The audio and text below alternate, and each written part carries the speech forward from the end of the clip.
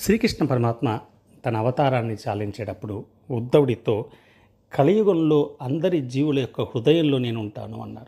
అలాగే శ్రీమద్ భగవద్గీతలో సర్వస్య చాహం హృది సన్నివిష్టో అన్నారు.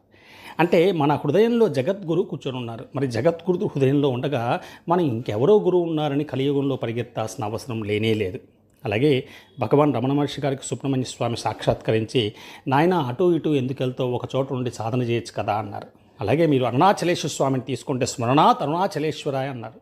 మీరు ఎక్కడున్నారో ఆ ప్రదేశంలో మీరు స్మరిస్తే చాలు అరుణాచలేశ్వర స్వామి యొక్క దర్శనం అపీత కుచాంబ తల్లి సమేతంగా మీకు వస్తుంది. అలాగే వేమన గారు, దేవుడనగా వేరే దేశం అందున్నాడే, దేహితోడనిప్పుడు దేహమందే, బ్రహ్మమనగా వేరే ప్రదేశం లేదు, బ్రహ్మమనగా తానే బట్టబయలు, తన్ను తానెరిగిన తానే పో బ్రహ్మంబు విశ్వదాభిరామ వినురవేమ అన్నారు. అందువల్ల మీరు ఎక్కడ వెళ్ళాల్సిన అవసరం లేదు. మీరు నమ్ముకున్న భగవంతుని, ఆ భగవంతుని యొక్క స్తోత్రాలని చెప్పుకుంటూ వాళ్ళు సాక్షాత్ మీతో ఉన్నారు అని భావిస్తే చాలు, కలియుగంలో ఉద్ధరింపబడతారు.